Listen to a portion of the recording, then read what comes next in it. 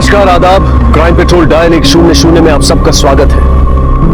प्यार और नफरत, विश्वास और धोखा, ये शब्द अपने मायनों में एक दूसरे के बिल्कुल विपरीत है, लेकिन असल में प्यार और नफरत के बीच एक मामूली सी लकीर होती है और जब भी किसी कारण से ये लकीर मिट जाती है तो अपराध अपने पैर पसारने लगता है। आज की कहानी भी ऐसी है, जहां रिश्तों के बीच का अटूट प्यार कब नफरत में बदल गया किसी को पता ही नहीं चला।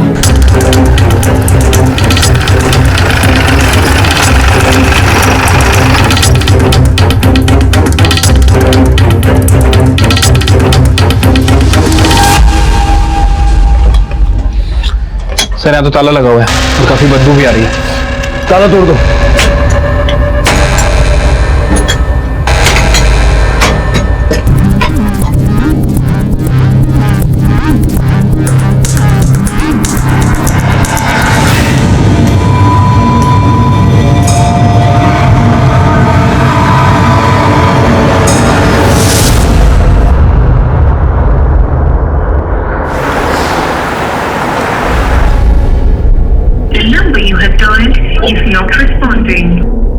बेटा क्या बात है, कुछ परेशान से लग रहे हो? वहाँ मुंबई में सब ठीक तो है ना? अब बहुत देर से बरखा का फोन ट्राई कर रहा हूँ, लग नहीं रहा है। ये पहली बार नहीं हुआ है। 12 महीने पहले जब तू यहाँ दिल्ली आया था ना, तब से लेके रोज मैं यही नाटक देख रही हूँ। माँ, बरखा जानती है कि कंपनी ने मेरा ट्रांसफर किया, इसीलिए मैं यहाँ आया हूँ। काम क्या होता है, परिवार क्या होता है, ये सब उसे क्या पता। अरे बीना, तुम कभी भी शुरू हो जाती हो बहू को लेकर, और उससे आज तक हम मिले तो है नहीं। हाँ, तो मैं मिलना भी नहीं चाहती उस औरत से। हेलो कविता आंटी, मैं प्रकाश। कैसी हैं आप? मैं तो बिल्कुल ठीक हूँ, लेकिन लगता है कि तुम्हारा और बरखा का फिर से झगड़ा हो गया। हाँ, वो थोड़ा सा, बरखा फोन नहीं उठा रही है काफी देर से। आप प्लीज जाकर देखेंगी और उसे बोलेंगी कि फोन कर ले वो मुझे। तुम दोनों के झगड़े में सबसे ज्यादा टेंशन मुझे होती है। मैं जा रही हूँ। Thank you aunty, please.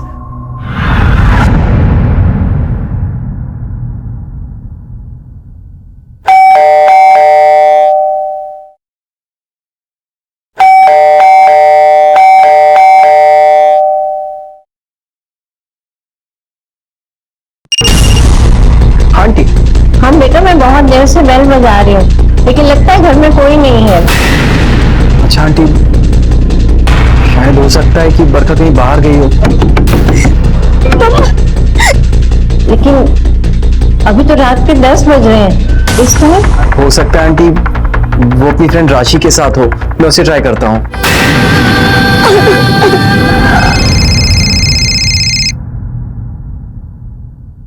Hello.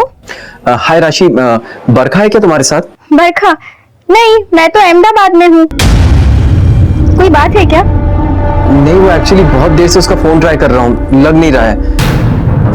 Kavita aunty घर भी गई तो उन्होंने कहा कि घर पे भी कोई नहीं है, तो मुझे लगा शायद तुम्हारे साथ होगी। नहीं प्रकाश, वो मेरे साथ नहीं है। हो सकता है किसी काम से बाहर गई हो और फोन स्विच ऑफ हो गया हो। हाँ, हो सकता है। या फिर तुम दोनों का कोई झगड़ा हुआ हो। नहीं नहीं, चलो मैं रखता हूँ।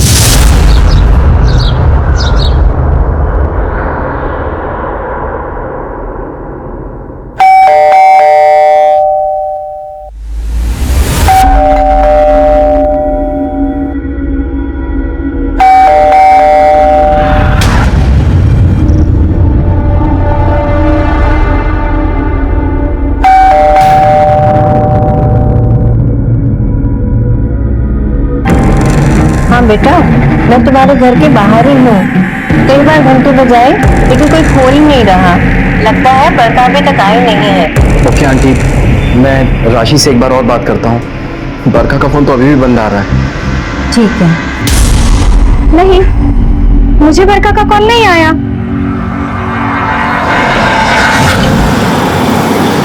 या आई गॉट द टिकट्स। मुझे डर था कि कहीं इतनी जल्दी में टिकट मिलेगी कि नहीं। या थैंक यू सो मच। प्रकाश, अरे सूटकेस लेके कहाँ जा रहा है? माँ, 2 दिन से बरखा का फोन नहीं लग रहा है। बाबू जी, बहुत घबराहट सी हो रही है। हाँ बेटा, मैं मुंबई जा रहा हूँ। सुन बेटा, वहां पहुंच के फोन कर देना।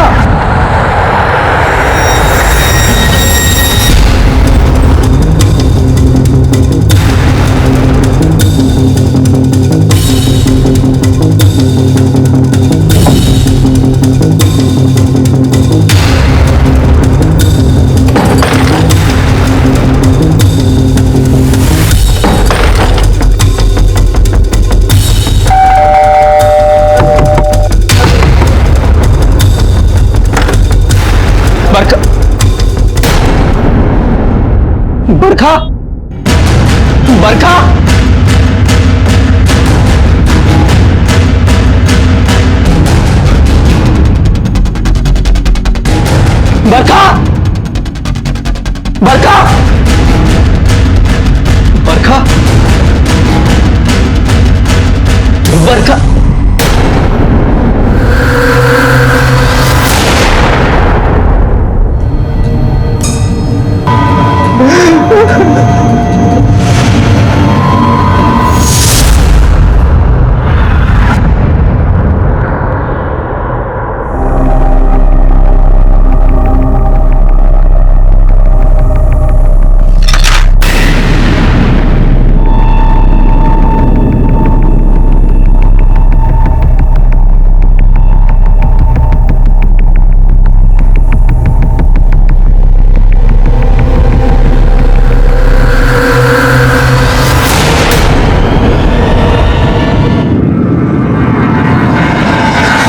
एक मां ने अपनी ममता, अपने प्यार की मिसाल पेश की थी। बरखा ये जान गई थी कि हत्यारे उसके साथ साथ उसकी बेटी की भी हत्या करना चाहते हैं। उसने अपनी समझ और अपनी हिम्मत से अपनी बेटी की जान बचा ली और खुद अपनी बलि चढ़ा दी। ये बात तो साफ थी कि बरखा उन कातिलों को अच्छी तरह से जानती थी, लेकिन इस हत्या के पीछे की वजह क्या थी? चोरी, रंजिश या नफरत? और अपनी नफरत को इस हद तक ले जाने वाले वो अपराधी थे कौन? एक मां ने अपनी मासूम बच्ची को उन कातिलों से तो बचा लिया था, लेकिन क्या वो बच्ची अब भी सुरक्षित थी? क्योंकि जिस अलमारी में वो बंद थी, वहां से बाहर निकल पाना उसके लिए असंभव था। और अगर वो ऐसे ही बंद रही तो उसकी जान, उसकी जिंदगी अब भी खतरे में थी।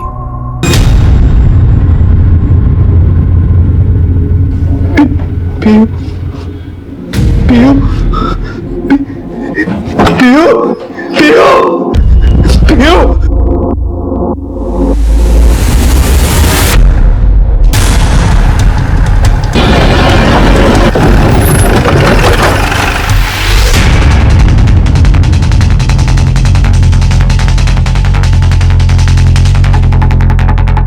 चलो अब लोग बाहर नहीं।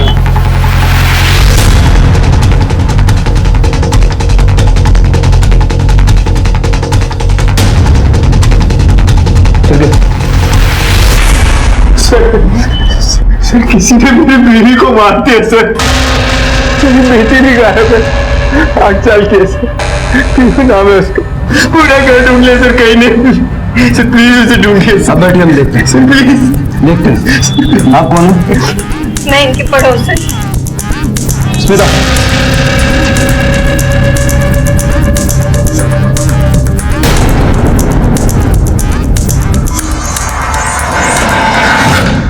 सर गला काट के मारा गया है। कुलकर्णी, सारे घर की अच्छे से तलाशी लो, देखो कोई सुराग मिलता है क्या। Okay sir.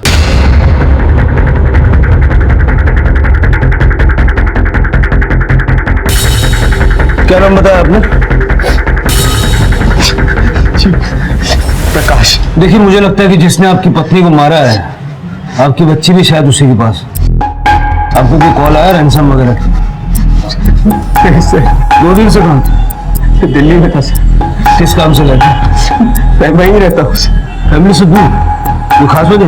नहीं सर, बस 1 साल पहले मेरा ट्रांसफर हुआ तो मैं वहीं शिफ्ट हो गया। तो आपकी पत्नी और आपकी बच्ची आपके साथ दिल्ली क्यों नहीं गई? तो मैंने बोला था बरका को चलने के लिए, उसे अस्थमा था, तो उसने कहा कि दिल्ली के पॉल्यूशन में उसको प्रॉब्लम होगी। और हमारी पीयू का जन्म भी 7 महीने में ही हो गया था, तो उसने कहा कि उसके लिए भी दिल्ली ठीक नहीं है। हादसे की खबर आपको कब लगी? मैं 2 दिन से बरका को ट्राई कर रहा था, लेकिन वो फोन नहीं उठा रही थी। मुझे घबराहट सी होने लगी, इसलिए मैं आज सुबह मुंबई आ गया। और जब घर आया तो देखा कि सर प्लीज प्लीज मेरी बेटी को ढूंढिए सर, वो बहुत छोटी है सर। पीयू की फोटो दिखाइए आप। हाँ सर। सर मेरा मोबाइल चोरी हो गया था कुछ दिन पहले, ये अभी लिया है, इसमें नहीं है। कोई फोटो नहीं है आपके पास पीयू की? होगी सर, पीयू की अलमारी में होगी। क्या हुआ सर? ये कभी लॉक नहीं रहती है चाबी।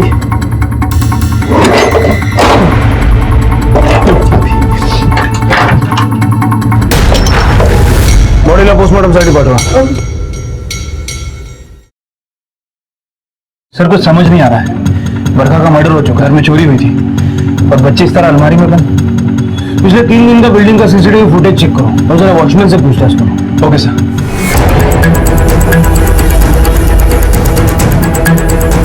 सर पूरे घर में कहीं भी फोर्स एंट्री का निशान नहीं है सर। इसका मतलब ये हुआ कि बरखा हमलावर को अच्छी तरह से जानती थी। इसका फायदा उठा के वो घर में घुसा।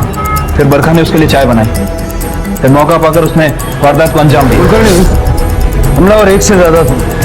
ये देखो चाय के टोटल 3 कप टूटे हैं। इसका मतलब 2, 3 या शायद उससे ज्यादा लोग आए थे। एक और बात, चल ये देखो कुलकर्णी, बच्ची के कमरे के दरवाजे को फोर्सफुली तोड़कर खोला गया। हो सकता है कि जब बरखा उन लोगों के लिए चाय लेके आई और उसने अपने आप को कमरे में बंद करने की कोशिश की। सर देखकर तो लग रहा है कि हमलावर चोरी के इरादे से आया था। बरखा का फोन, मोबाइल, ज्वेलरी सब कुछ गायब है। और सर दूसरे कमरे की अलमारी पूरी तरह से खुली हुई है। सामान इधर उधर बिखरा हुआ है।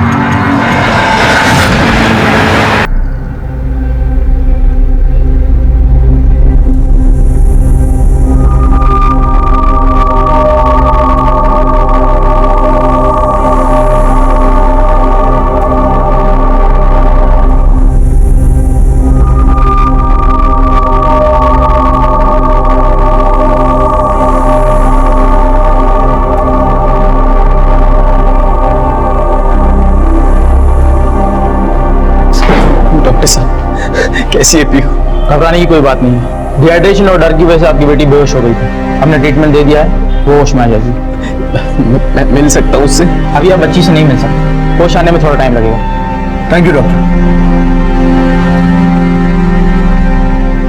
आपको किसी पे शक है? ऐसी हरकत कौन कर सकता है? सर मेरी किसी से कोई दुश्मनी नहीं है सर।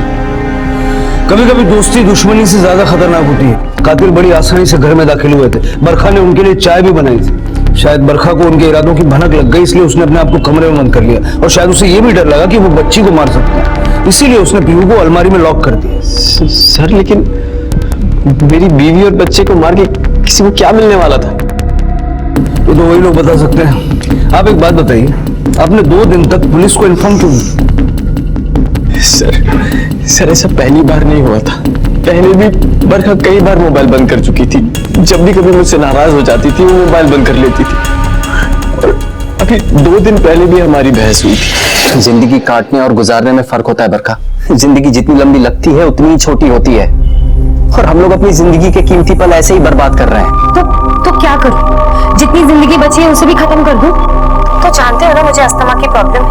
और मम्मी आज तक मिली नहीं हूं उनसे, लेकिन फोन पर जितनी भी बात हुई है ना, उससे तो ऐसा लगता है कि अगर 4 दिन भी हम साथ में रहना तो वैसे ही नहीं बचूंगी। तुम माँ की फिक्र मत करो, वो दिल की बुरी नहीं है। लेकिन दिल्ली की हवा, तुम तो जानते हो ना वहाँ कितना पॉल्यूशन है। सांस लेना भी मुश्किल हो जाएगा मेरा वहाँ। और पीहू का तो सोचो। देखो अगर हम साथ साथ रहेंगे तो। 1 मिनट प्रकाश, अगर तुम्हें हमारे साथ ही रहना होता ना तो कब का ट्रांसफर लेकर मुंबई आ चुके होते। तुम्हें अगर साथ रहना है तो यहाँ आ जाओ, वरना जो करना है करो। मैं रख रही हूँ। बरखा, जब बरखा इस तरह पहले भी फोन बंद कर देती थी तो इस बार ऐसा क्या हुआ कि आप मुंबई तक आ गए? सर पहले जब भी वो फोन बंद करती थी तो मैं अपनी पड़ोस वाली कविता आंटी से बोलता था उससे बात कराने के लिए। लेकिन इस बार जब कविता आंटी घर गई तो बरखा घर पे नहीं थी। फिर मैंने राशि को फोन किया तो राशि ने बोला कि वो भी मुंबई में नहीं है। सर मुझे उसके बाद घबराहट सी होने लगी, इसलिए मैं मुंबई चला आया।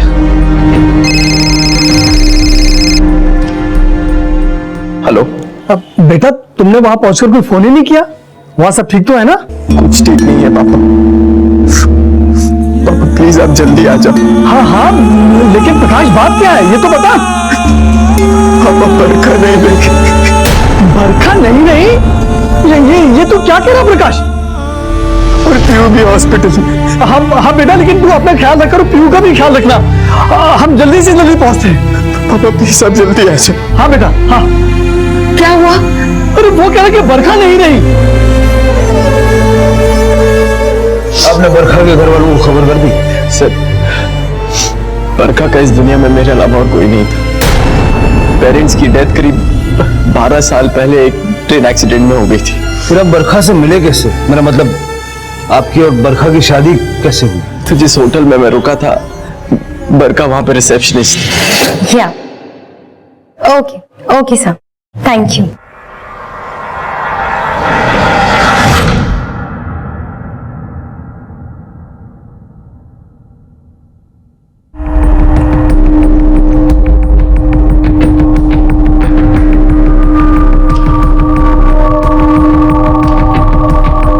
Excuse me sir, excuse me. क्या आपको नहीं पता किसी लड़की की फोटो खींचना गलत बात है?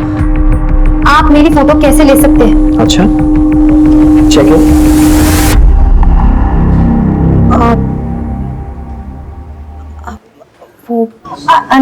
सॉरी सर, वो सॉरी से काम नहीं चलेगा। जी मतलब? आपको मेरा रूम जल्दी रेडी कराना होगा, please. Sure sir. Thank you. वो हमारी पहली मुलाकात थी, फिर मेरी जॉब मुंबई में ही लग गई। हम लोग अक्सर मिलने लगे, फिर हम दोनों ने शादी का फैसला किया। आपके माता पिता इस शादी के लिए मान गए? नहीं सर, बरखा का इस दुनिया में कोई नहीं था, इसलिए वो लोग राजी नहीं हुए। ऐसा लग रहा जैसे किसी चीज को जोर से खींचने की कोशिश की। लगता है मदद की आवाज लगाने के लिए विंडो खोलने की कोशिश की। मौत का टाइम कब का? 12 तारीख को दोपहर 12 से 5 के बीच में इसकी हाथों से काटा गया। मेरा अंदाजा सही था, बरखा की मौत 2 दिन पहले ही हो चुकी। सर बिल्डिंग का सीसीटीवी पिछले 2 हफ्तों से बंद है और वॉचमैन ने भी उस दिन किसी को आसपास आते जाते नहीं देखा। सर वैसे तो उसकी ड्यूटी 12 घंटे की रहती है, लेकिन वो दिन में लंच के लिए जाता है और तकरीबन 4 बजे के आसपास छत पर पानी भरने। सोसाइटी वाले भी समझते नहीं है, वॉचमैन का काम है गेट पे रहना। हो सकता है उसकी उसी एक्टिविटी का फायदा लेके कातिल अंदर घुसा होंगे। एक काम करो, जरा आसपास की बिल्डिंग के सीसीटीवी कवरेज का पता करो, किसी का कवरेज इस गेट की तरफ है या नहीं। Okay sir. सर मुझे अभी भी इस प्रकाश पर डाउट है। प्रकाश और बरखा पिछले 1 साल से एक दूसरे से अलग रह रहे हैं। हो सकता है कि इस दौरान प्रकाश का किसी के साथ अफेयर हो गया हो, या फिर बरखा का, और ये बात प्रकाश को पता चल गई। इनकार तो किसी भी पॉसिबिलिटी से नहीं किया जा सकता। मुझे राशि से बात हुई? हाँ सर, फिलहाल वह अहमदाबाद में और कल मुंबई आ रही है। बरखा राशि की बहुत अच्छी दोस्ती, तो हो सकता है कि राशि से कोई राज छुपा ना हो। वैसे एक काम और करो, प्रकाश और बरखा की कॉल रिकॉर्ड करो। Okay sir. कविता जी, आप प्रकाश और बरखा को कब से जानती है? 3 साल से वो लोग यहाँ रह रहे थे, तभी से जानती हूँ मैं उन्हें। अच्छा, तो दोनों का आपस में रिश्ता कैसा था? बहुत प्यार करते थे वो लोग एक दूसरे से, लेकिन अभी जब से प्रकाश दिल्ली गया है ना, तब बरखा थोड़ी रूठी उठी रहती थी और 1-2 दिन बात भी नहीं करती थी उससे। मैंने समझा इस बार भी ऐसे कुछ होगा, लेकिन अच्छा, ये जब प्रकाश दिल्ली गया तो बरखा से कोई मिलने आता था? मेरा मतलब कोई भी औरत या आदमी? नहीं, बरखा बहुत रिजर्व थी, बस अपनी बच्ची में ही मस्त रहती थी वो।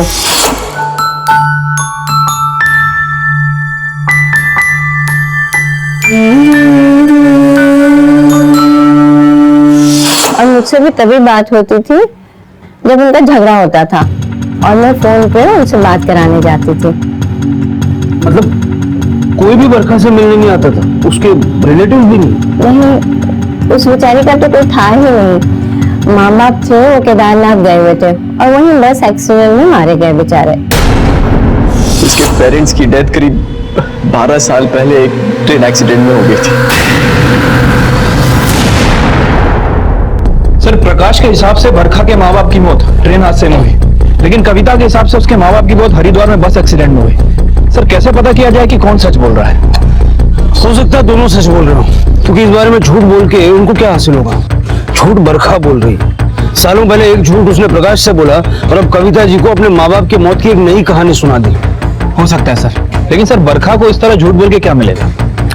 कुलकर्णी, प्रकाश ने बताया था कि वो बरखा से एक होटल में मिला था जहाँ बरखा काम करती थी। जरा देखो उस होटल से बरखा के बारे में क्या पता चलता है। Okay sir. हेलो, ठीक है हम लोग आ रहे हैं। ओके सर, हॉस्पिटल से फोन था सर, पीयू को होश आ गया। चलो बेटा, अब कैसी तबीयत है आपकी? देखो आपके लिए हम क्या लाए हैं, लो। अच्छा बेटा, ये बताओ, तुमने हमें एक अलमारी में मिली थी, वहां पर कैसे पहुंची? याद है कुछ?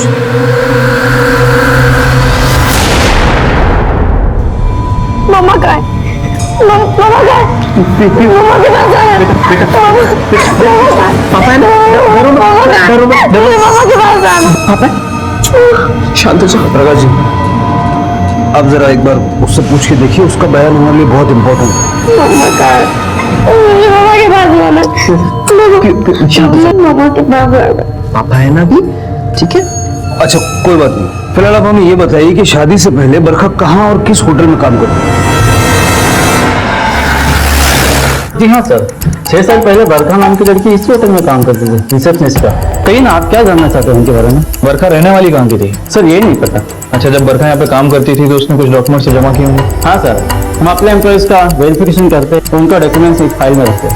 हमें वो फाइल देखनी है। जी भी मंगाता हूँ सर, शादी से पहले बरखा जिस होटल में काम करती थी, वहां से पता चला है कि बरखा कानपुर के उन्नाव की रहने वाली है। और जब मैंने उन्नाव पुलिस से कांटेक्ट किया तो उन्होंने बताया कि बरखा 12 साल पहले किसी नंदन सिंह के साथ वहां से भाग गई है।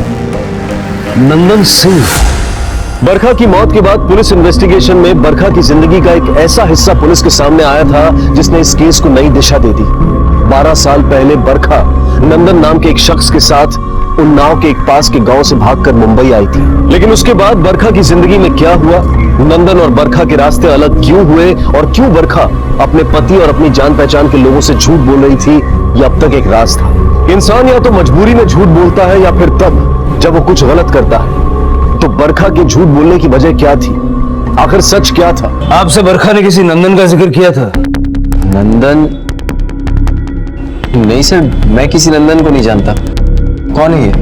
बरखा ने आपसे कई सारी बातें छुपाई हैं। पहली ये कि उसके पेरेंट्स जिंदा हैं। क्या? दूसरी ये कि वो कानपुर के पास उन्नाव की रहने वाली थी। आज से 12 साल पहले उसका नंदन के साथ अफेयर था और वो उसी के साथ भागकर यहाँ आई थी। ये आप क्या बोल रहे हैं सर? बरखा ये सब? आपको सचमुच बरखा के बारे में कुछ नहीं पता? नहीं सर, मुझे तो ये भी नहीं पता कि बरखा के पेरेंट्स जिंदा है। सर मैं आपसे कह रहा हूँ, बरखा इतना बड़ा झूठ मुझसे नहीं बोल सकती। झूठ तो आपसे बोला गया है, अब हमें ये पता करना है कि और कौन कौन झूठ बोल रहा है। सर, यहाँ तो नंदन का नया चैप्टर स्टार्ट हो गया।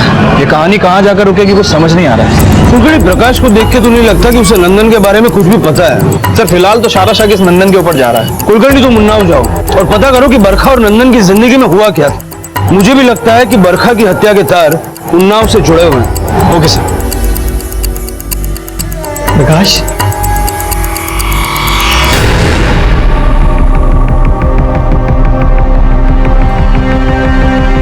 बेटी डरो मत, डरो मत बेटा, हम तुम्हारे दादा दादी हैं। वो पापा आप लोग शायद पहली बार मिली है ना, इसलिए बरखा भी इसे घर से बाहर ज्यादा जाने नहीं देती थी। आसपास के लोगों से ना खुद बात करती थी ना पीयू को करने देती थी। बेटा ऐसा वही लोग करते हैं जिनके मन में चोर होता है। और प्रकाश, तुझे बरखा के बारे में पुलिस ने सब बता दिया ना? देख लिया ना कैसी थी वो? अरे झूठ बोलकर शादी की थी तुझसे। प्लीज मुझे चुप कराने से क्या होगा? जो हुआ वो बदल जाएगा। खुद बरखा के साथ ना यही होना चाहिए था। जैसी करनी वैसी भरनी। खुद तो चली गई और तुझे छोड़ गई। देख, पूरी जिंदगी पड़ी है तेरी। वीना, तुम जो मुझे इस तरह चुप करा देते हो ना, ये सब उसी का नतीजा है। माँ हूं मैं इसकी, बुरा नहीं चाहूंगी। मैं कब कह रहा हूं कि तुम इसका भला नहीं चाहते? ये बुरा तो हो गया, कर गई ना इसकी माँ बुरा। पीयू, क्या हरकत है ये? हाँ प्रकाश, बच्ची है, कोई बात नहीं। जब तेरी माँ इतनी बड़ी समझदार नहीं है, उस बच्ची को क्यों डांट रहा था?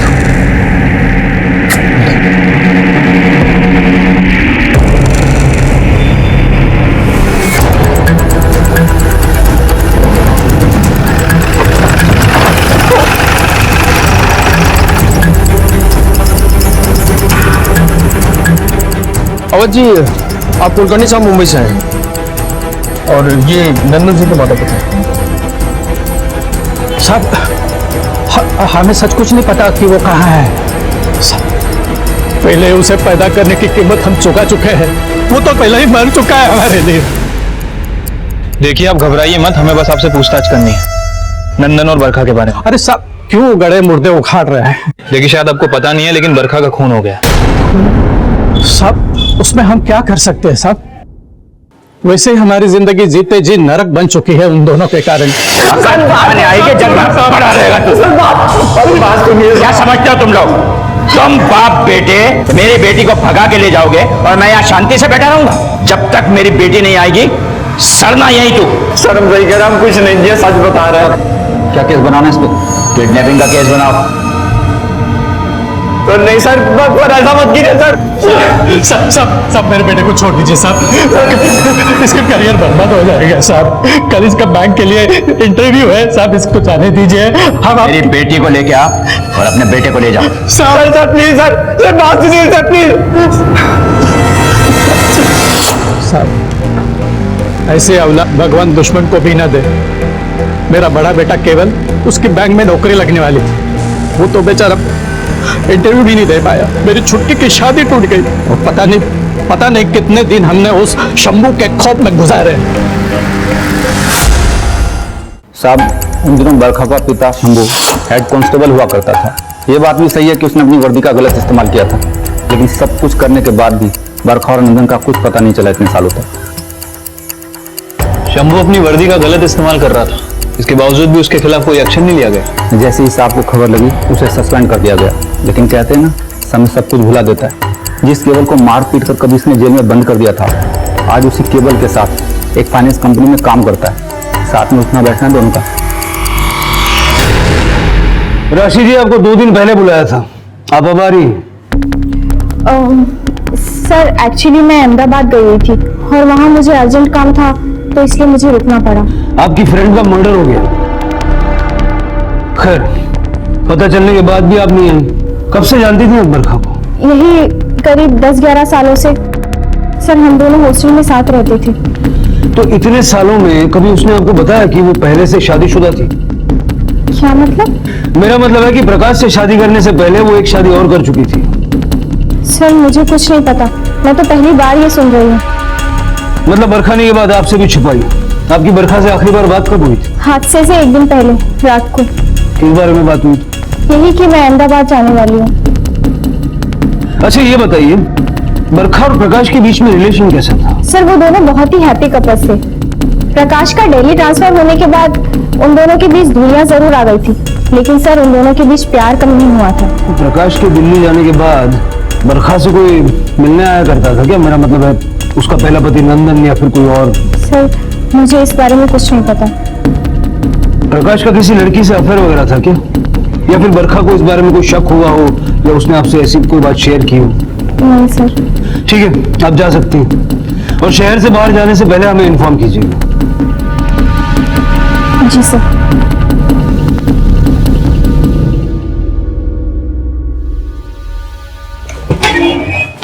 सर प्रकाश और बरखा की कॉल रिकॉर्ड्स आई है। हमारे काम का कुछ मिला? सर इसमें ऐसा कोई नंबर नहीं है जिसपे उनकी ज्यादा बातें होती थी, और प्रकाश और बरखा के आपस में भी इतनी ज्यादा बातें नहीं होती थी। बरखा मर्डर केस एक जगह पर आकर रुक सा गया था। बरखा ने सभी से अपना अतीत छिपाया था।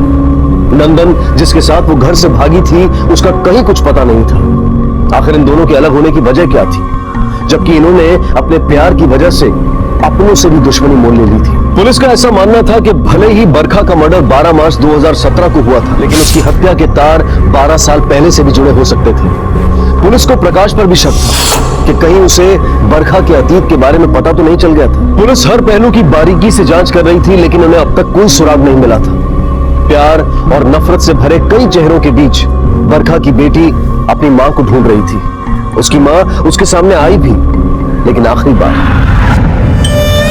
क्या रे, लोन तो ले लिया तूने, किस्त क्यों नहीं चुकाई? किस्त चुकाने में नानी मर जाती है क्या तेरी? 2 महीने हो गए, एक भी किस्त नहीं आई, क्यों? ये भी। हेलो हेलो शंभू जी, मैं उन्नाव पुलिस स्टेशन से PSI यादव बोल रहा हूँ। आप और आपके जोड़ीदार केवल थाने आ जाओ। वक्त वक्त की बात है साहब, हम भी ड्रेस पहनकर सीना चौड़ा करके आते थे यहाँ, और आज इस तरह आना पड़ रहा है। अगर वर्दी का गलत इस्तेमाल नहीं किया होता तो आज भी सीना चौड़ा होता तुम्हारा। छोड़िए, जाने दीजिए ये सब बातें, मुद्दे पे आइए। क्यों बुलवाया है बताइए। मुद्दे की बात यह है कि बरखा का मर्डर हो चुका है।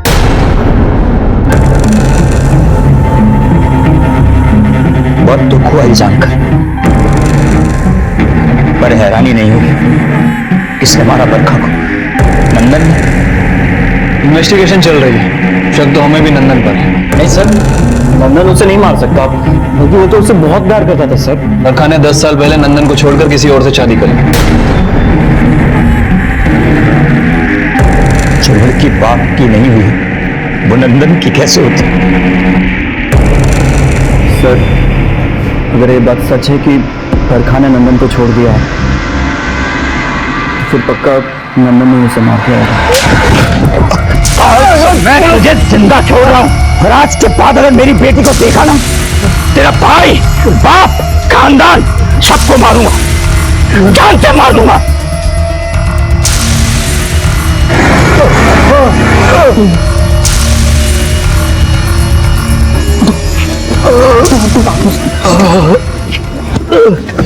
सुना क्या धमकी देकर क्या हो जाते जाते? हाँ? अबे अपना नहीं तो हम लोग का तो ख्याल करो।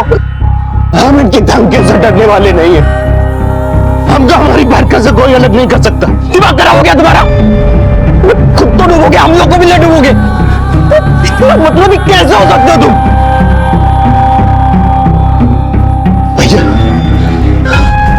प्यार नहीं किया ना, नहीं समझोगे। सर, नंदन अच्छी तरीके से जानता था कि वो पूरे परिवार को मुसीबत में डाल रहा है, फिर भी उसने माँ बाप भाई बहन के सामने अपने प्यार को चुना। सोचिए सर, वो बरखा से कितना प्यार करता है। हाँ कुलकर्णी सर, पिछले 6 सालों में नंदन और बरखा ये दोनों ही अपने परिवार के टच में नहीं है। सर, ऑनर किलिंग से ज्यादा ये मामला धोखे और बदले का लगता है, क्योंकि सर नंदन के छोटे भाई केवल का कहना है कि नंदन बरखा को पागलों की तरह प्यार करता था। अगर प्यार पागलों की तरह करता था तो उसकी नफरत भी कम पागलपन से भरी नहीं होगी। एक काम करो, तुम वापस आ जाओ और इस नंदन सिंह का एक फोटो भेजो, जरा उसको ढूंढते हैं। ओके सर, ठीक है यादव जी, थैंक यू। इस आदमी को कहीं देखा है आसपास? नहीं साहब, इसको पहले देखा।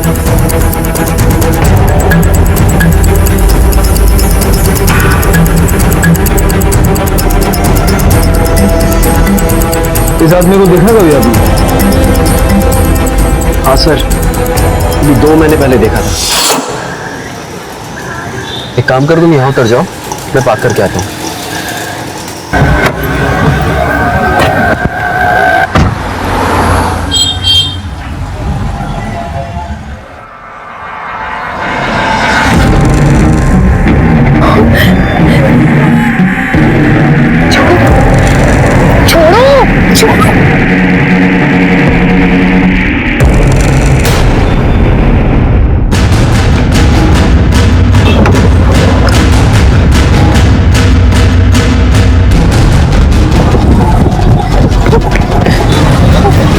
कौन था वो? हाँ? कहाँ गया? पता नहीं कौन था, ऐसे ही अचानक से आके मेरा हाथ पकड़ लिया, जबरदस्ती करने लगा। मैं चीखने ही वाली थी, वो भाग गया, लेकिन पता नहीं। पुलिस स्टेशन चलो, ऐसे लोगों की कंप्लेन करनी चाहिए, सालों का सजा मिलनी चाहिए। चलो। नहीं रुको, हमें पुलिस स्टेशन नहीं जाना चाहिए, छोड़ो। ऐसे लफंगों के पीछे पड़ने का कोई फायदा नहीं है। चलो छोड़ो, घर चलो। बरखा तुम घर चलो, घर चलो ना प्लीज। पर ये है कौन सर? नंदन, बरखा का पहला पति। क्या? नंदन का फोटोग्राफ सारे खबरों में बांट दो और उसके घर वालों के कॉल रिकॉर्ड भी निकालो। Okay sir. सर, गांव में या घर में जरूर किसी ना किसी के कांटेक्ट में होगा। कुलकर्णी, अभी सारा फोकस नंदन पे रखो, हो सकता है उसी ने बरखा को मारा हो। Okay sir.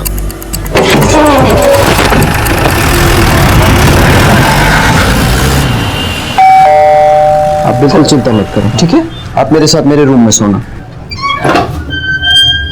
आंटी जी, प्रकाश है? हाँ प्रकाश, अरे राशि आओ ना। माँ, ये राशि है, बरखा की फ्रेंड। नमस्ते अंकल जी। नमस्ते बेटा।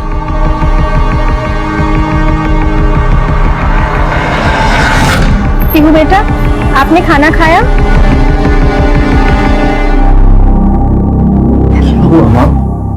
क्या हुआ?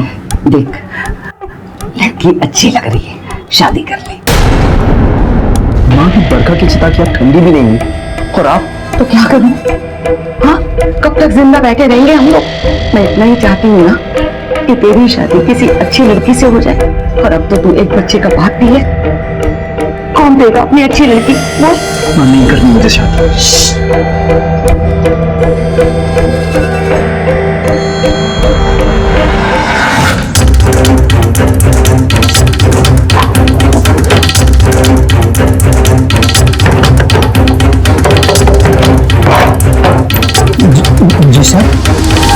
आपकी पत्नी कहाँ है? क्या हुआ साहब, कोई गलती हो गई क्या हमसे? आपने तो कहा था कि आपके घर में किसी की कोई बात नहीं होती नंदन से, लेकिन आपकी वाइफ की तो हर हफ्ते बात होती है उससे। नहीं साहब, ऐसे कैसे हो सकता है? वो कैसे बात कर सकती है उससे? हमने तुम सबके कॉल डिटेल्स निकाले हैं। तुम्हारी पत्नी के नंबर से एक नंबर मिला है मुंबई का। बोलो, मुंबई में किससे बात करती थी वो? मुंबई में?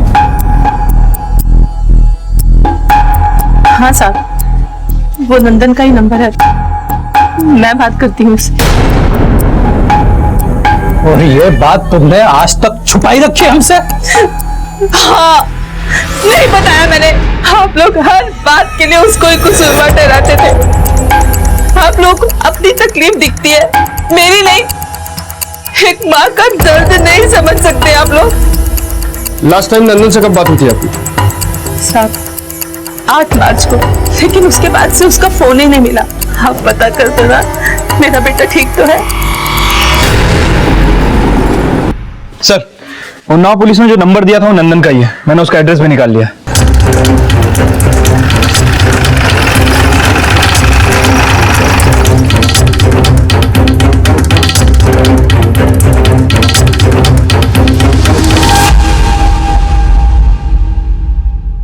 सर, यहाँ तो ताला लगा हुआ है और काफी बदबू भी आ रही है। ताला तोड़ दो।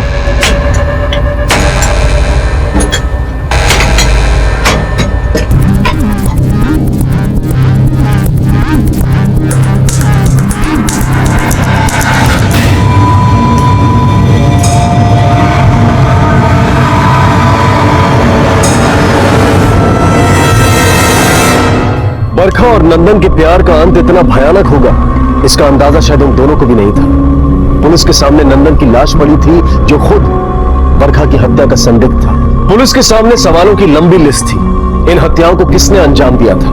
इन दोनों का हत्यारा कोई एक ही था या फिर अलग अलग? और 12 साल बाद किसने बरखा और नंदन से बदला लिया था? फिलहाल पुलिस को प्रकाश, केवल, शंभू और उन चोरों पर शक था जो चोरी की आड़ में मर्डर करने आए थे। लेकिन सवाल अब भी यही था कि इनमें से हत्यारा कौन था?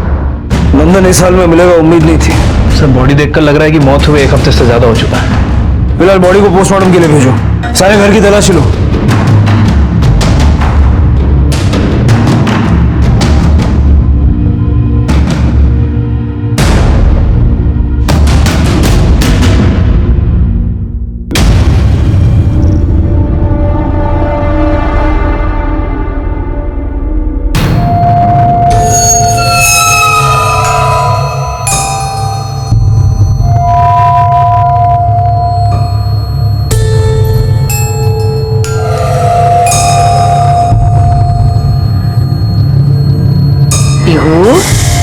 बेटा, मैं तेरी दादी हूँ। हाँ, मैं तेरी माँ से गुस्सा थी और तूने भी तो मुझे मारा था ना? मारा था ना? अच्छा, एक काम करते हैं, हम दोनों अपना अपना गुस्सा खत्म कर देते हैं। हाँ, ले बेटा, ये दवाई पी ले।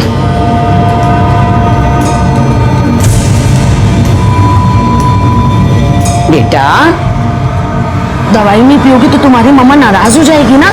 हाँ, लो दवाई पी लो। क्या कर रही हो ये? और ये कौन सी दवा पिला रही हो आप इसको? ये इसकी दवा नहीं है। ना तुम भी रहने दिया करो। अपनी दवाई पीने का होश रहता नहीं तुम्हें, अब बच्ची को दवाई पिलाई जा रही हो। पापा कब आएगी? बोलो ना पापा, मम्मा कब आएगी? बोलो ना पापा, मम्मा कब आएगी? बेटा, तुम्हारी मम्मा नहीं आएगी अब। कितनी बार बोला है मैंने आपको, समझ में नहीं आता आपको? प्रकाश,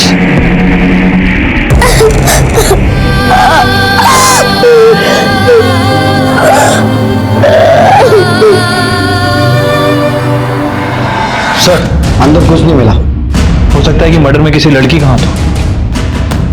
एक अकेली लड़की ऐसे आदमी को मार देगी, थोड़ा मुश्किल लगता है। जरा पता करो नंदन के घर किसका आना जाना था, और खास करके किसी लड़की। नहीं देखा नंदन को साहब, हफ्ते भर से तो बंद है इसका घर। घर हफ्ते भर से बंद है, तुम लोगों को बदबू नहीं आई? साहब, अभी बाजू में नाला है तो मैं सोचा उसमें से बाज भी सारी होगी। अच्छा, इसके घर में इसके अलावा और भी कोई आता था? मतलब कोई लड़का या कोई लड़की? साहब, वैसे तो मैं किसी को देखा नहीं आते थे। हाँ साहब, लेकिन वहाँ पे रोड पे जो चाय की दुकान है ना, वहाँ पे चिंटू नाम का लड़का काम करता है। वो आता है चाय वाय देने कभी कभी। चिंटू तुम्हारी दुकान में काम करता है ना? कहाँ है वो? अब चिंटू तो अपने गांव गया। उसका फोन नंबर? साहब वो अपने पास मोबाइल नहीं रखता था। उसके गांव में किसी का फोन नंबर? नहीं साहब। उसका एड्रेस? साहब मुझे पूरा एड्रेस तो नहीं मालूम, पर मुझे इतना पता है कि पटना के पास किसी गांव का रहने वाला है। तुम ऐसे ही बिना पुलिस वेरिफिकेशन के किसी को भी काम पे रख लेते हो क्या? नहीं साहब, गलती हो गई साहब। पास में नंदन सिंह का मर्डर हुआ है, जानते हो ना? चिंटू का वहाँ पे आना जाना था। हो सकता है इस मर्डर में उसका इन्वॉल्वमेंट हो। साहब वो ऐसा लड़का नहीं था साहब। वो कैसा लड़का है वो तो हम पता कर ही लेंगे। फिलहाल अगर उसका फोन आए तो उसे ये मत बताना कि हम उसके बारे में पूछ रहे थे।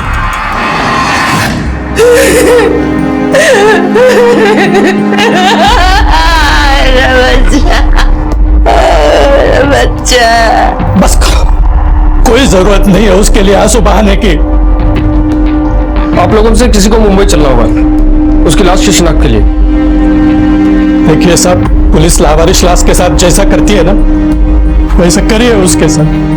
क्या क्या नहीं सहा है हमने उसके वजह से, क्या क्या नहीं सहा है, भूले नहीं है हम।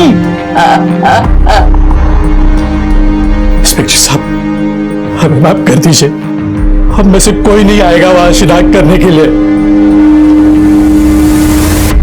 एक मासूम बच्ची जिसने अभी तक जिंदगी को समझा भी नहीं था, आज उसकी ही दादी अपनी नफरत की वजह से उसकी जिंदगी छीन लेना चाहती थी।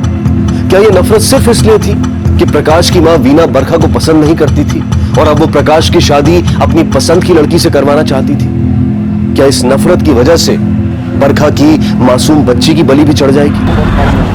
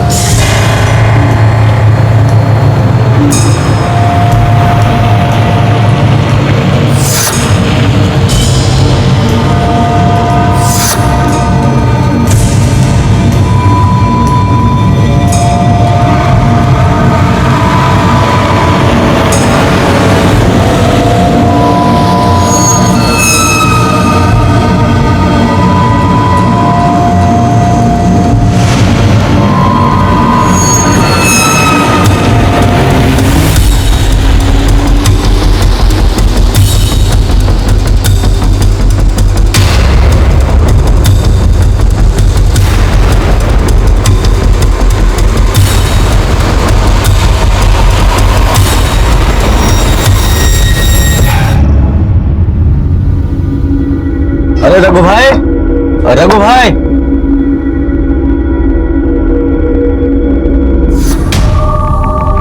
लगभग 9 से 10 दिन पहले इसकी मौत हुई है। मतलब 7 या 8 मार्च। सर, बरखा का मर्डर 12 तारीख को हुआ था। इसका मतलब है कि बरखा के मर्डर में इसका हाथ नहीं है। मल्टीपल स्टरिंग हुई है। इसके पूरे शरीर में कई जगह धारदार हथियार से हमला किया गया और टोटल 17 घाव हैं इसमें। मतलब सब मारने वाला काफी नफरत करता था इससे। हेलो, क्या? ठीक है सर, नंदन के एरिया में एक और मर्डर हो गया है।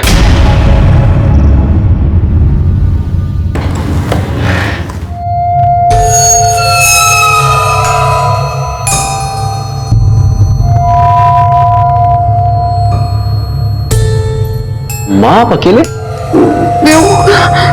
बेटा, उसने वो मेरा हाथ छुड़ा कर कहीं चली गई। क्या? क्या? अरे छुड़ाकर चली गई, तुमने छोड़ दिया? अरे माँ, आपको वहां से फोन करना चाहिए था ना। आप भी ना माँ, कहाँ थी वो? कहाँ छुड़ा उसने हाथ? वो मार्केट के पास। बेटा रुक, मैं भी आ रहा हूं।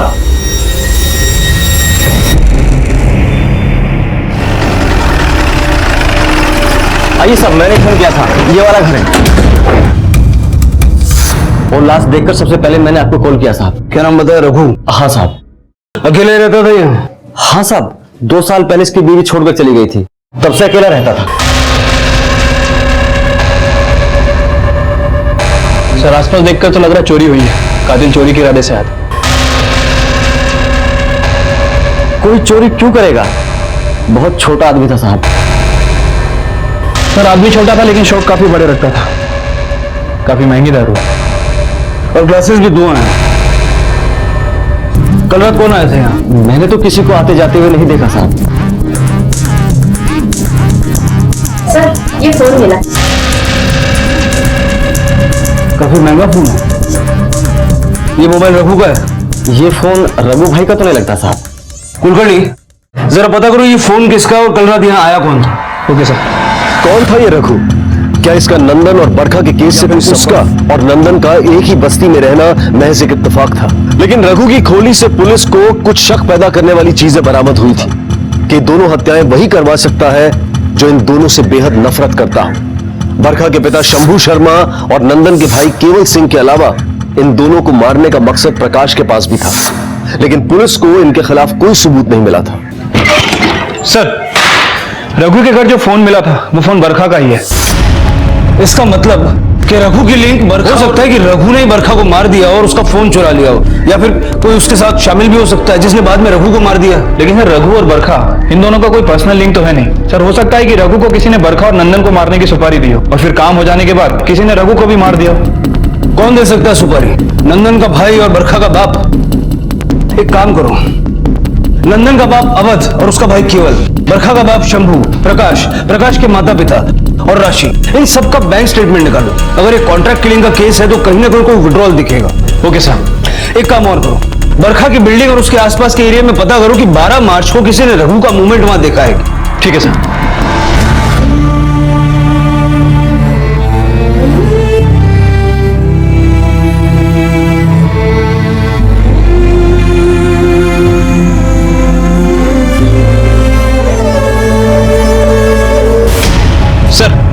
बरखा का बाप शंभू और केवल ये दोनों उन्नाव की एक माइक्रो फाइनेंस कंपनी में काम करते हैं और सर उस कंपनी का हेड ऑफिस मुंबई में है और अक्सर 2 से 3 महीने में यहाँ आ जाया करते हैं। कुलकर्णी, अगर ऐसा है तो इट इज क्वाइट पॉसिबल कि केवल को उसकी माँ से नंदन के बारे में पता चला होगा और उसने और बरखा के बाप शंभू ने मिलकर ये काम किया होगा। और बरखा की हत्या में भी इन दोनों का हाथ होना नकारा नहीं जा सकता। उन्नाव पुलिस से कहो कि इन दोनों से जरा पूछताछ करें। Okay sir. हाँ सर, इसमें छुपाने वाली क्या बात है? मैं अक्सर ऑफिस के काम से मुंबई जाता रहता हूँ। तो वहाँ नंदन से भी मुलाकात होती होगी? नहीं सर, हम सच कह रहे हैं, हमें बिल्कुल नहीं पता था कि नंदन मुंबई में ही है। लेकिन तुम्हारी माँ को तो सब पता था। इनकी तो हर दूसरे तीसरे दिन उससे बात भी होती थी। फिर ऐसा कैसे हो सकता है कि एक ही घर में रहकर तुम्हें कुछ पता ही ना हो? सर आप यकीन मानिए, माँ ने इस बारे में मुझे कुछ भी नहीं बताया कि नंदन से वो बात करती है। हाँ साहब, मैंने केवल उसके पिता को कभी नहीं बताया कि मैं नंदन से बात करती हूँ। असल में मुझे डर था कि अगर बरखा के बाप शंभू को ही पता चल गया कि नंदन कहाँ है तो वो उसे मार डालेंगे।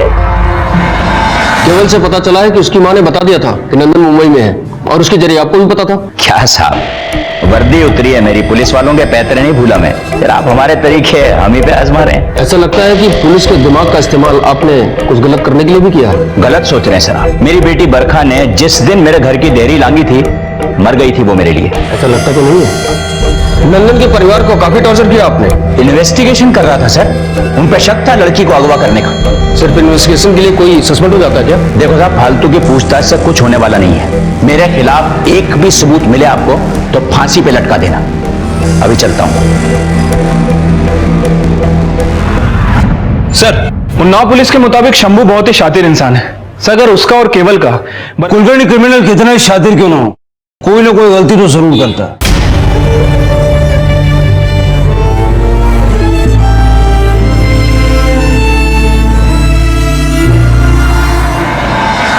इस आदमी को देखा है आपने? हाँ साहब, जानता हूँ, ये तो रघु है। रघु है ये तो हमें भी पता है। अच्छा, जिस दिन बरखा का मर्डर हुआ 12 तारीख को, क्या ये बिल्डिंग में आया था?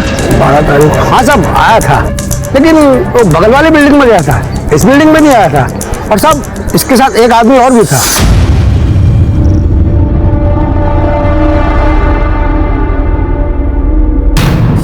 तुम्हें उस आदमी की शक्ल याद है? साहब उसका चेहरा तो हम नहीं देख पाए। अच्छा, इस बिल्डिंग में वो किसके घर गया था ये तो पता होगा? अरे साहब ये तो उसने नहीं बताया। क्या कि अक्सर वो यहाँ आता रहता है लोगों की घर पुताई करने। अच्छा, उस बिल्डिंग के वॉचमैन को जानते हो? साहब हम ही है। वो क्या है, दोनों बिल्डिंग साथ साथ में है तो हमको 2000 बढ़ा के दे देते हैं।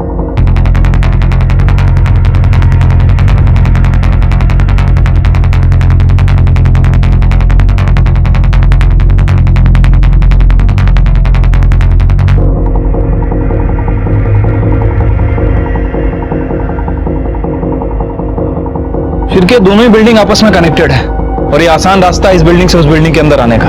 हो सकता है कि रघु और उसका दोस्त इसी रास्ते का यूज करके यहाँ पे आए हों और बरखा के घर घुसे हों। हो सकता है सर। तुम एक काम करो, ये रघु और उसके साथ जितने भी दोस्त हैं सबको पुलिस स्टेशन बुलाओ। Okay sir. कितने सालों से जानते हो रघु को? 4-5 साल हो गए साहब। तुम लोगों को क्या लगता है किसने मारा होगा उसे? थोड़ा गर्म दिमाग का तो साहब, लेकिन उसकी ऐसी कोई दुश्मनी होगी बोल नहीं सकते साहब। इन दोनों को देखा है उसके साथ? सर अब रघु किससे मिलता है, किसके साथ उसकी दुश्मनी है, ये सब आपको अच्छी तरह जगन बता सकता है। जगन उसका बहुत ही खास था सर। जगन? जी हाँ। अरे जगन के बारे में हमने भी सुना है, लेकिन उसका घर और फोन दोनों ही बंद है। ये जगन की कोई फोटो वोटो है? हाँ साहब, मेरे मोबाइल में है उसकी फोटो।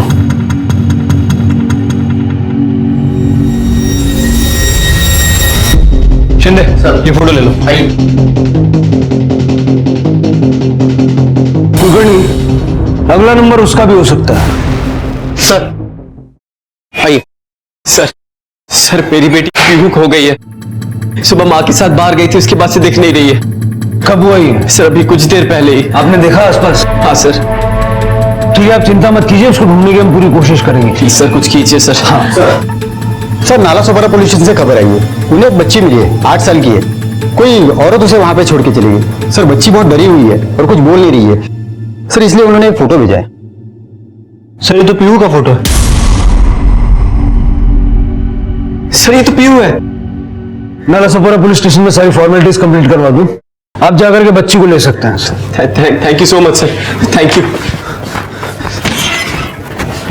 कुलकर्णी, बच्ची का इस तरह से दादी से बिछड़ जाना मुझे कुछ समझ में नहीं आ रहा। इससे पहले भी बरखा ने पीहू को अलमारी में बंद कर दिया था। कहीं ये प्रकाश हमसे कुछ छुपा तो नहीं रहा, या फिर बच्ची को लेकर कोई ऐसी बात है जो अब तक हमारे ध्यान में नहीं आई।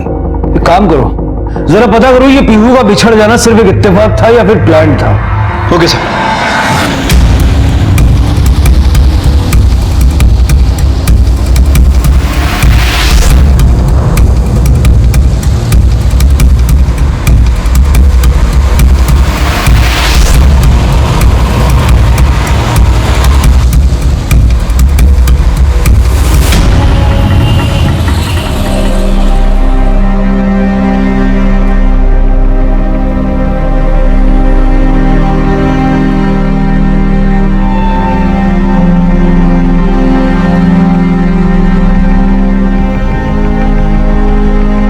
देखो माँ, आज के बाद आप पीहू को कहीं बाहर लेकर नहीं जाएंगी।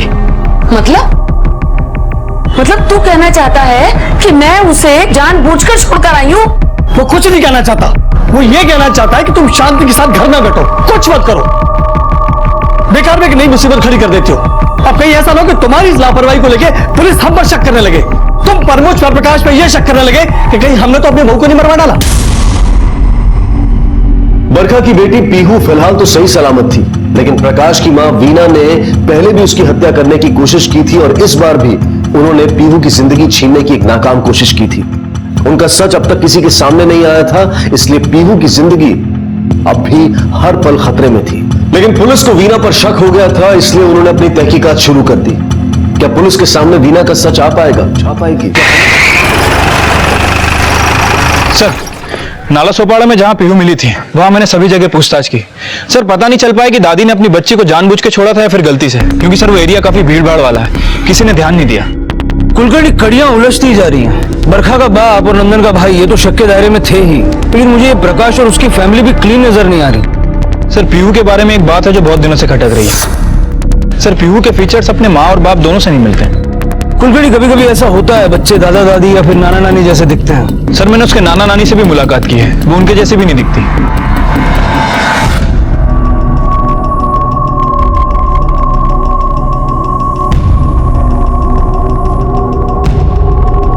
पीहू? पीहू? कहाँ गई? पीहू?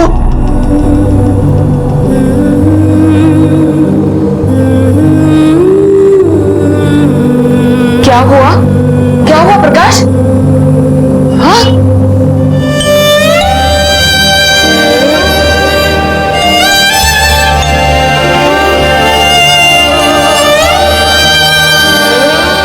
क्या हुआ पीहू बेटा?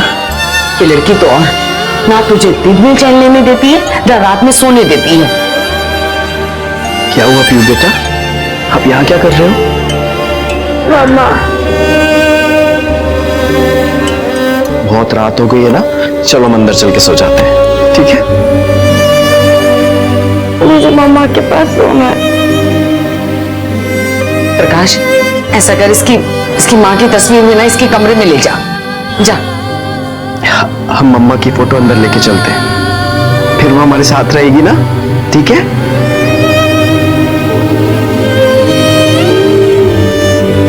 चलो।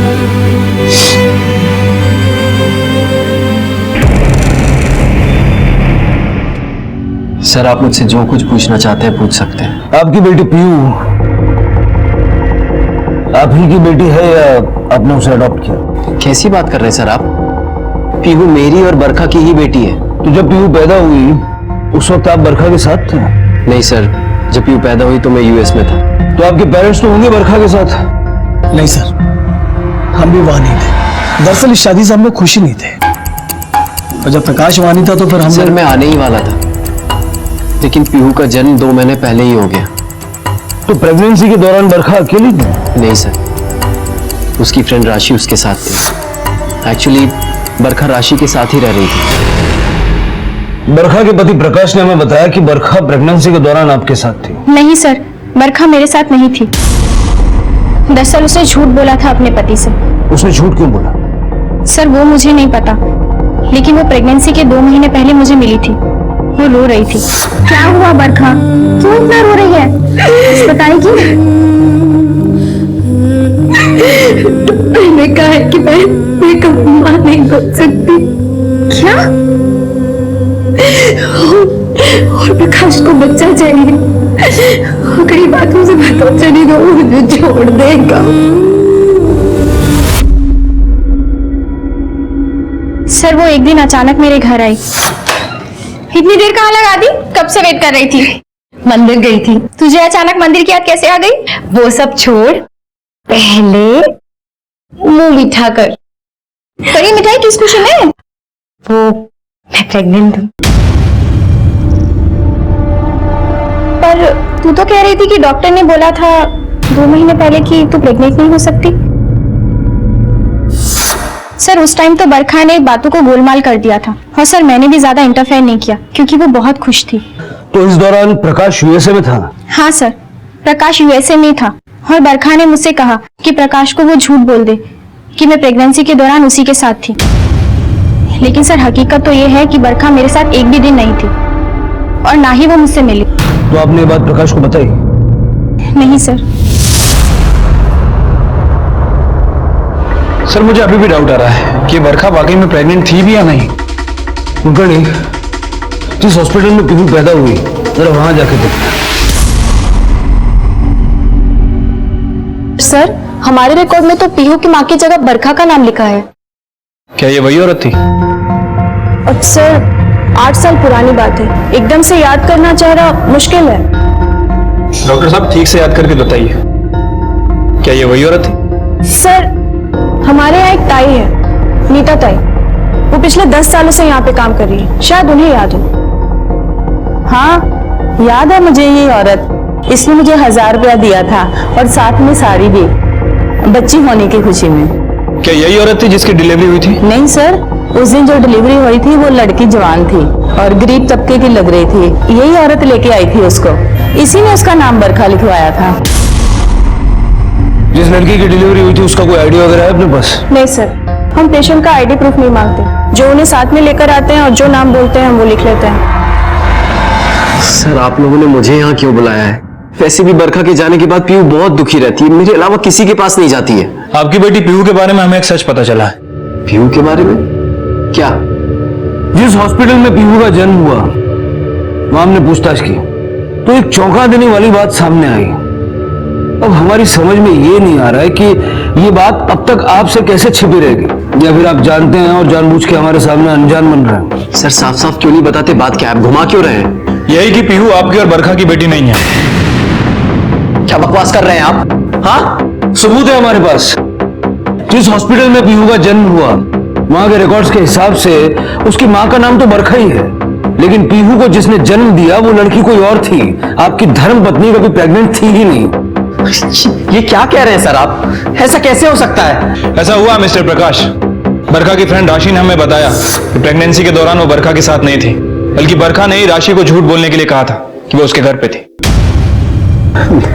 नहीं सर, बरखा मुझसे झूठ नहीं बोल सकती। मैं नहीं मानता।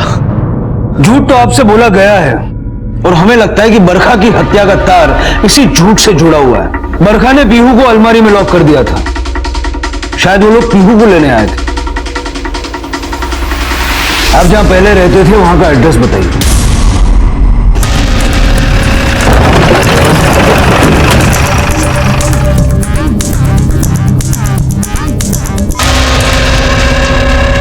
साहब ये शांता है, जब बरखा मैडम यहाँ पर रहती थी तो ये उनके घर पर काम करती। ठीक है, जाओ।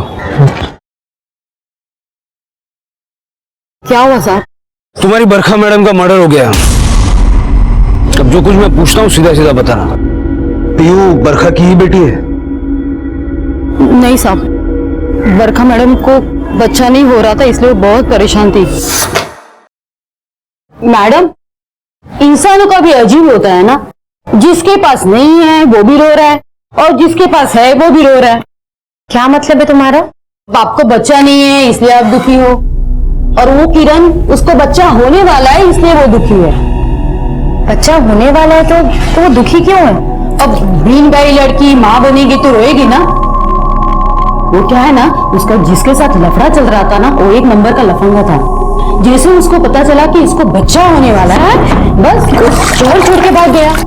ये डॉक्टर के पास चली गई तो डॉक्टर ने भी बच्चा गिराने से इनकार कर दिया।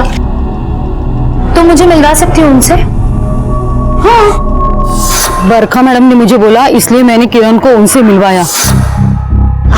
आप फिक्र मत कीजिए कि बच्चा होने दीजिए, अब मैं ले लूंगी और इन सब में जो भी खर्चा आएगा वो सब मैं देख लूंगी, और ऊपर से 1 लाख रुपए भी दूंगी।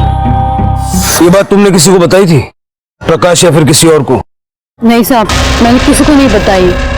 बरखा मैडम ने ये बात छुपाने के लिए मुझे 25,000 रुपए दिए थे। नंदन से अलग होने के बाद बरखा ने जो प्रकाश के साथ नई जिंदगी शुरू की वो झूठ के साथ की। शायद उसे डर था कि सच जानने के बाद कहीं प्रकाश उसे छोड़ ना दे। डर इंसान का सबसे बड़ा दुश्मन होता है और ये डर कई बार हमसे गलत काम भी करवाता है। बरखा ने भी यही किया। खुद मां नहीं बन पा रही थी तो किसी और की बच्ची को पैसे देकर खरीद दिया, और ये बात उसने अपने पति तक से छुपाई। बरखा की जिंदगी में कई राज थे और यही वजह थी कि बरखा की हत्या पुलिस के लिए एक अनसुलझी पहेली बन गई थी। सर एक बात तो कंफर्म है कि पीहू बरखा की बच्ची नहीं है। सर हो सकता है कि यह बात प्रकाश को पहले से ही पता चल गई हो और प्रकाश ने बरखा का मर्डर करवा दिया। ये जो पेंटर है रघु, उसके साथ ही जगन का पता चला? नहीं सर, उसके बारे में कुछ पता नहीं चला है। मैंने खबरियों को अलर्ट कर दिया। और सर वो चाय वाले लड़के चिंटू, उसके बारे में भी कोई इंफॉर्मेशन नहीं मिली। सर अपने खबरी का फोन आया था। नंदन मर्डर केस का जो सस्पेक्ट है चिंटू अपने चाय की टपरी पर वापस आया है।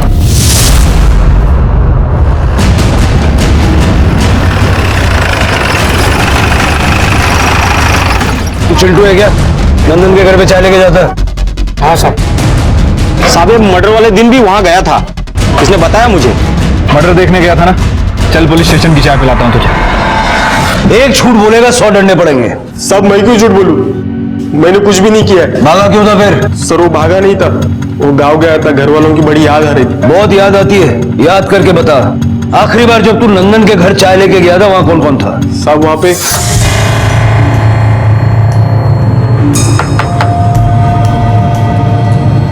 क्या है? वो चाय का गिलास दो ना खाली।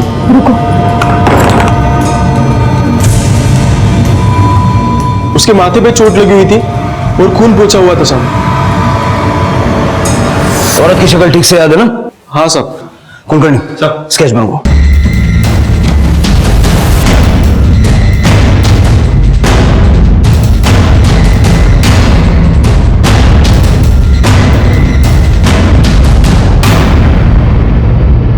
इस औरत को जानता है? नहीं सर, मैं नहीं जानता। इसको जानते हो? हाँ सर जानता हूँ। ये तो नंदन की दोस्त मीना है। इसे तो मैं भी अच्छी तरह से जानता हूँ सर। इसके साथ 2 लड़के और भी थे, नंदन के दोस्त। मेरी बेटी और नंदन को भगाने में इन लोगों ने मदद की थी। अब कहाँ मिलेंगे ये? सर ये लोग काफी दिनों से यहाँ है नहीं। हाँ सर, ये आजकल दिल्ली में काम करते हैं। नहीं, उनके घर वाले तो होंगे। हाँ सर, है ना। बल्कि मीना के भैया भाभी तो हमारे घर के पास में ही रहते हैं। प्रजापति जी सर। उनके घर वालों से बात करो, पता लगाओ कहाँ है वो लोग। Okay sir. यहाँ पे हमें क्यों लाया? हमने क्या किया साहब?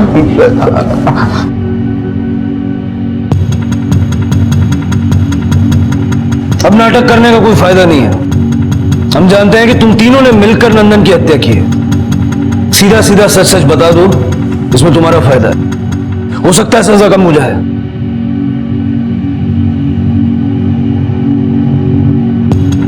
ठीक है, लगता है इनका वही हाल करना होगा जो बरखा के बाप ने किया था। नहीं सब प्लीज सब हम बताते हैं सब। हम तीनों ने सिर्फ बरखा और नंदन के भागने में मदद की थी। ये लो, बड़ी मुश्किल से इसे लेके आई हूँ। अब तुम लोग जल्दी से यहाँ से निकलो। मीना, मैं तेरा एहसान कैसे चुकाऊंगी? नंदन, बरखा, तुम लोग जहाँ भी जाओ खुश रहो यार। लेकिन एक बात ध्यान रखना, हम लोग को बिल्कुल मत फोन करना और ना ही मिलने की कोशिश करना, क्योंकि तुम लोग को भगाने के बाद बरखा के पिताजी हम लोग पर कहर बरसाने वाले। हाँ यार, तुम लोगों की सेफ्टी इसी में कि हम लोग को कुछ पता ना चले कि तुम लोग कहाँ जा रहे हो। चल साहब, उस कांड के बाद बरखा का बाप हमारी जिंदगी में शामत बनकर आ गया था साहब। अब समझ में आया तुम लोगों को कि मैं तुम्हें थाने लेकर क्यों नहीं गया? क्योंकि अगर थाने लेकर जाता तो वहां सिर्फ 3rd डिग्री का इस्तेमाल होता। यहां तो 4, 5, 6। बताओ, मेरी बेटी को लेकर वो कहां गया है? बोलो। अगर 5वीं डिग्री का इस्तेमाल हुआ, अपनी अपनी जान से हाथ धो बैठोगे। कहां मेरी बेटी को लेकर गया वो? बोलो। सर बताने के लिए हमें कुछ पता तो होना चाहिए ना। हमें सच भी नहीं मालूम कि वो कहाँ गए। सर, हमने उनकी भागने में मदद जरूर की है, लेकिन सच में नहीं पता है कि वो कहाँ है सर। प्लीज सर, जाने दो हमको। देखो हम सच कह रहे सर।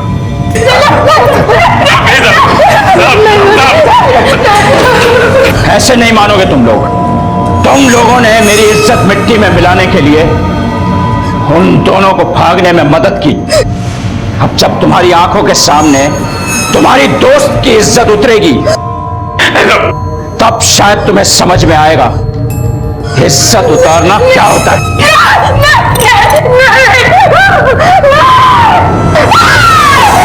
सर, उसके बाद हम तीनों दिल्ली चले गए। वहाँ एक मार्केटिंग कंपनी में हम तीनों ने जॉब शुरू कर दी। सर, धीरे धीरे पुराने जख्म भरने लगे थे साहब। सर, उस दिन किसी काम से मुंबई आना पड़ा और इत्तेफाक से हमारी मुलाकात बरखा से हो गई साहब।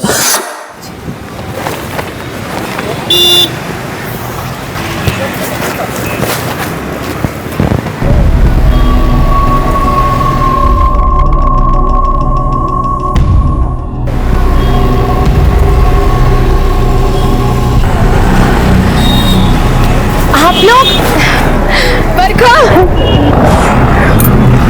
कितना बदल गई हो तुम।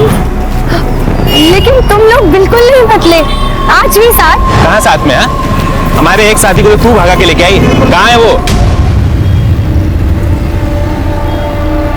क्या बात है बरखा, सब कुछ ठीक तो है ना? वो मीना, वो मैं और नंदन अब साथ में नहीं रहते। तलाक हो गया हमारा। क्या? तो क्या करती? जिंदगी नरक बना दी थी उसने मेरी। शादी के बाद नंदन बिल्कुल बदल गया था। अगर उसके साथ रहती ना तो शायद मर चुकी होती अब तक। आज हमें जैसे ही पता चला कि जिन दोनों को साथ में करने के लिए हमने इतनी तकलीफें सही, आज वो दोनों अलग अलग हैं, तो हमें लगा कि जैसे हमें लगा कि हमारी दोस्ती को, हमारी कुर्बानी को उन्होंने बहुत बड़ी गाली दी है। तेरे वजह से बरखा के बाप ने हमारी जिंदगी नरक बना दी थी और तू ही तो अलग हो गया। इसीलिए दी थी कि इतनी कुर्बानी हमने। अबे, हमने खुद नहीं छोड़ा उसको, वो खुद हमें छोड़ के चली गई है। तो और क्या करती? हाँ, जिंदगी भर तुम्हारे लात और घूंसे खाती। तुमने ज्यादा तरफदारी मत करो उसकी, समझ गए? तो क्या करेगा? तब तुम लोगों की जिंदगी बर्बाद नहीं हुई थी, क्योंकि तुम लोगों ने कोई क्राइम नहीं किया था। लेकिन अब तुम तीनों ने खुद चल के अपने हाथों से अपनी जिंदगी बर्बाद कर ली है। आखिरकार पुलिस ने नंदन के हत्यारे को गिरफ्तार कर लिया था, लेकिन बरखा के कातिल की गुत्थी अब भी नहीं सुलझी थी। एक बात अब तक पुलिस के सामने साफ थी कि बरखा की हत्या एक कॉन्ट्रैक्ट किलिंग थी, लेकिन यह हत्या किसने करवाई थी ये सवाल अब भी बना हुआ था और पुलिस सच जानने के लिए हर संभव कोशिश कर रही थी। वो जो मैंने बैंक स्टेटमेंट्स मंगवाए थे सबके आ गए? हाँ सर, पाटिल ला ही रहा होगा। सर मैंने सबकी बैंक डिटेल्स चेक की, कुछ मिला? नहीं सर, किसी के भी अकाउंट से कोई बड़ा ट्रांजैक्शन नहीं मिला, लेकिन प्रकाश ने 1 साल पहले एक डीएनए लैब को 30,000 रुपए दिए थे। DNA lab?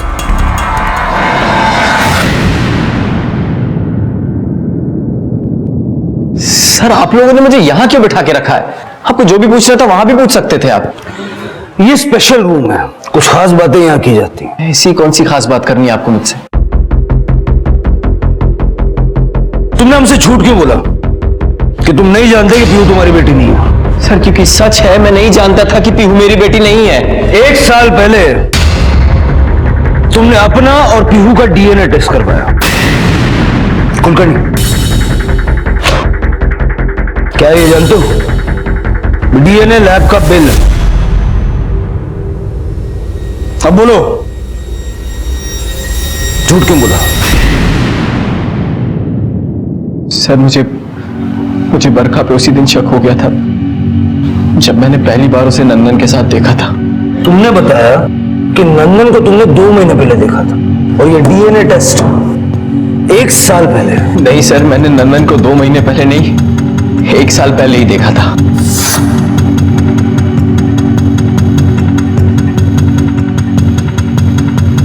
सर एक पल के लिए तो मुझे नंदन की बात पर यकीन नहीं हुआ, लेकिन बरखा क्या बकवास कर रहा था वो आदमी? वो सच कह रहा था। एक बार धोखा खाया था मैंने, दोबारा नहीं खाना चाहता था। मुझे शक था कि पीहू मेरी बेटी नहीं है, इसलिए मैंने डीएनए टेस्ट कराया और जब सच पता चला तो मैंने अपना ट्रांसफर दिल्ली ले लिया। मैं किसी भी तरह बरखा से दूर होना चाहता था, लेकिन मैंने उसको नहीं मारा। सर अगर मुझे उसे मारना होता तो मैं उसे तभी मार देता, लेकिन मेरे अंदर हिम्मत नहीं थी सर, बिल्कुल हिम्मत नहीं थी। ठीक है, जा।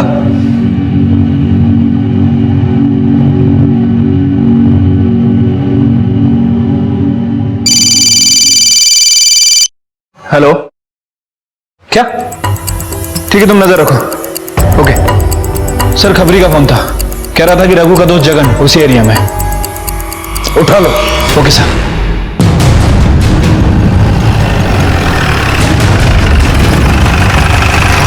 कहां पे? सर वो आ गए, पक्का बारीक से बारीक। सलाम साहब। रख।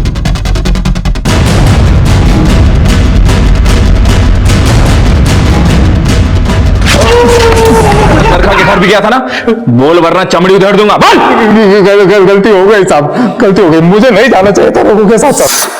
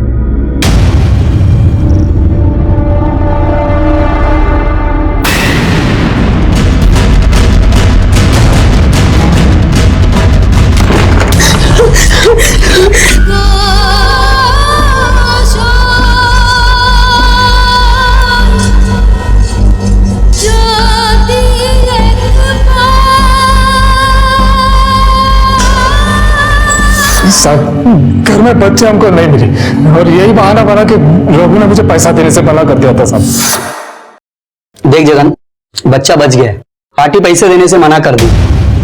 जो 3 लाख रुपए मिले ना तो आपस में बांट लेते। देख, मुझे मेरा पैसा दे दे, वरना पुलिस को जाके सब बोल दूंगा। जाना, 3 लाख में से 1 फूटी कौड़ी नहीं दूंगा, समझा? मैंने मार दिया उसे। बरखा और उसके बच्चे को मारने के लिए पैसे किसने दिए तुझे?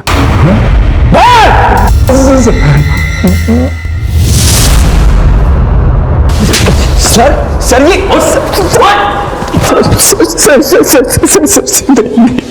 अब ये रोना धोना बाद में कर लेना। चल बोल।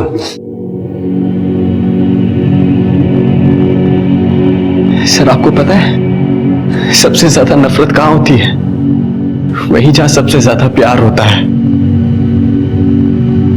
मैं बरखा के लिए अपने माँ बाप से लड़ गया, लेकिन वो मुझे जब पता चला कि मेरा और पीओ का डीएनए मैच नहीं करता है तो मुझे लगा कि उसका किसी से अफेयर चल रहा है। एक बार बरखा से पूछ लेता, वही बता देती कि वो पीहू की बायोलॉजिकल मदर नहीं थी। सर मैं गुस्से में पागल हो गया था। बरखा से अलग होने का इसके अलावा मुझे और कोई रास्ता नजर नहीं आ रहा था। इस बच्ची की परवरिश अब आप अपने एनजीओ के थ्रू कीजिएगा। पीहू बेटा, ये बहुत अच्छी आंटी है, आपका एकदम अच्छे से ख्याल रखिए।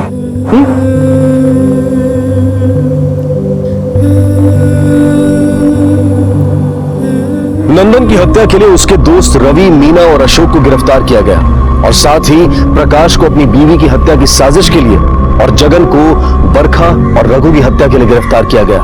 जिंदगी में अपनों द्वारा धोखा दिया जाना कोई नई बात नहीं है। ऐसा होने पर नफरत, गुस्सा और बदले की भावना मन में आना भी स्वाभाविक है, लेकिन माफ करने की भावना उससे बढ़कर होती है। ये बेहद जरूरी है कि हम अच्छाई की राह कभी ना छोड़ें और ये कहावत याद रखें, नेकी कर दरिया में डाल। इसी विचार के साथ अब मैं अनूप सोनी आपसे विदा लेता हूं। फिर मुलाकात होगी अगले एपिसोड में एक और चौंका देने वाले केस के साथ। तब तक अपना और अपने परिवार का ख्याल रखें और देखते रहें क्राइम पेट्रोल डायल 100। सबक एक को सीख हम सबको। जय हिंद। इस तरह के और भी एपिसोड देखने के लिए हमारे चैनल को सब्सक्राइब करें और बेल आइकन दबाना ना भूलें।